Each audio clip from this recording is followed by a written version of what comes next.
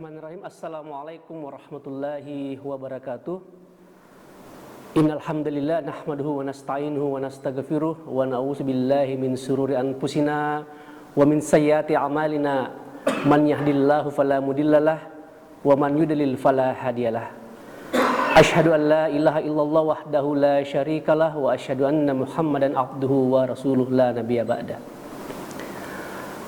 Puji syukur kita panjatkan kehadirat Allah Subhanahu wa Ta'ala, Allah yang Maha Pengasih, yang tak pernah pilih kasih, dan Allah yang Maha Penyayang, yang sayangnya tidak bisa kita bilang.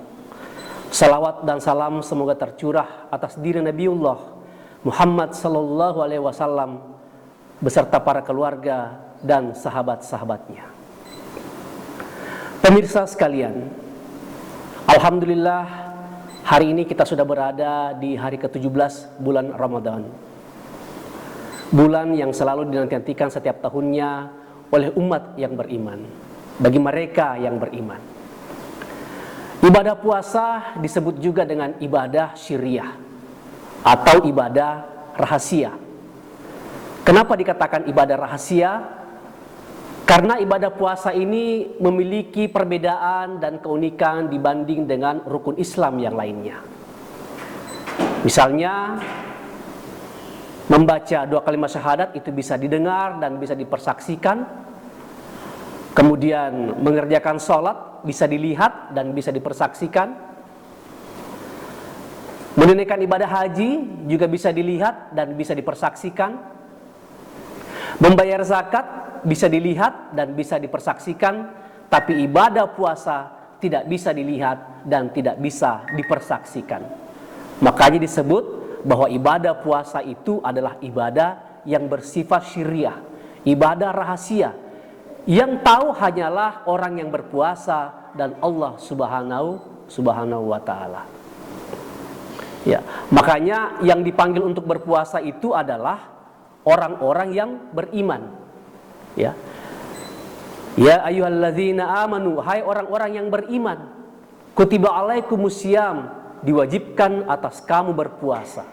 Kenapa orang beriman? Karena itu tadi, karena sifatnya rahasia, tidak bisa dilihat dan tidak bisa dipersaksikan. Maka orang yang bisa melaksanakan puasa tentunya hanyalah orang-orang yang beriman, yang percaya akan adanya hal-hal yang gaib.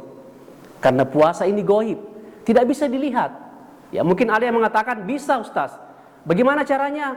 Ketika orang itu lesu, loyo, lemah, belum tentu. Ya, orang kekenyangan pun itu bisa lesu, loyo, mengantuk karena kekenyangannya. Jadi betul-betul ibadah puasa ini yang bisa melaksanakan adalah hanyalah orang-orang yang beriman. Ya ayyuhalladzina amanu kutiba alaikumusiyam kama kutiba alal ladzina min qablikum la'allakum tattaqun. Karena yang akan dicapai dengan ibadah puasa bukan gelar haji, bukan kwitansi zakat, ya, bukan jumlah-jumlah rakaat, tapi yang dicapai bagi orang yang berpuasa adalah derajat takwa di sisi Allah Subhanahu wa Ta'ala. Nah, inilah keistimewaan dari ibadah puasa dibandingkan dengan ibadah-ibadah wajib lainnya. Pemirsa sekalian, di samping itu kita harus paham betul bahwa ibadah puasa ini memiliki berbagai macam manfaat, terutama bagi kesehatan kita. Ya, terutama bagi kesehatan kita. Kenapa? Perut kita ini luas, lebih luas daripada lautan. Ya, semua hasil-hasil laut bisa masuk dalam perut kita, ikan, kerang-kerang, ya, kepiting dan seterusnya, seafood, semua hasil laut bisa masuk dalam perut kita. Begitu luasnya perut ini, lebih luas daripada lautan. Kecuali pastinya kapal laut tidak bisa masuk di perut kita, kan? Iya, begitu luas. Karena luasnya itu segalanya bisa masuk, yang bisa menimbulkan berbagai macam penyakit. Oleh karena itu, perut kita ini perlu diistirahatkan. Ya, mungkin itulah juga sebabnya Allah menurunkan bulan Ramadan ini sebagai bulan untuk mengistirahatkan perut kita. Ya. Ini mesin, dalam tubuh kita ini seperti mesin, seperti halnya mesin. Mesin itu ketika tidak diistirahatkan tentunya akan cepat rusak, ya kan? Onderdilnya akan cepat rusak, terjadi kerusakan di sana sini. Nah, makanya perlu diistirahatkan. Mobil saja ketika perjalanan dari Makassar ke Sidrap atau Sidrap ke Makassar tentu butuh untuk diistirahatkan.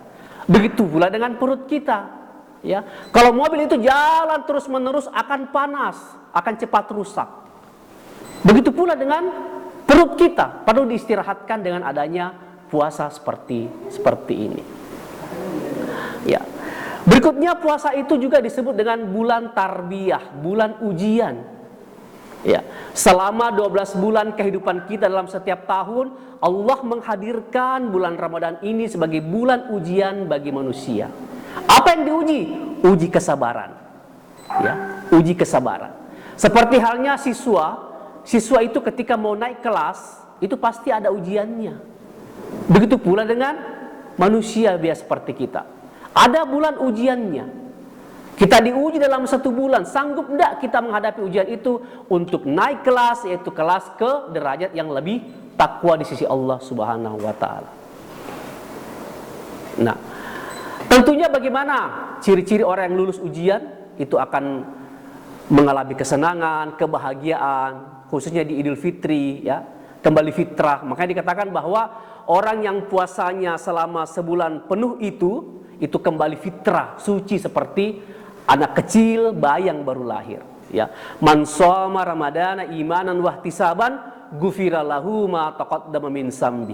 Barang siapa yang berpuasa selama sebulan penuh, maka insya Allah akan diampuni dosanya yang telah lalu. Ketika kita diampuni dosanya yang telah lalu, seperti bayi yang tidak berdosa. Ya, seperti bayi yang tidak berdosa. Namun bukan hanya itu, dilanjutkan lagi dengan man qama ramadana wahtisaban ghufira lahu ma taqaddama min sambi. Barang siapa yang mendirikan salat di bulan suci Ramadan, maka juga akan diampuni dosanya yang telah lalu. Jadi mari kita manfaatkan bulan Ramadan ini sebagai bulan ujian kita, betul-betul kita diuji kesabaran, ya, diuji pikiran, diuji perkataan, diuji perbuatan, mampukah kita menahannya di rel-rel kebaikan.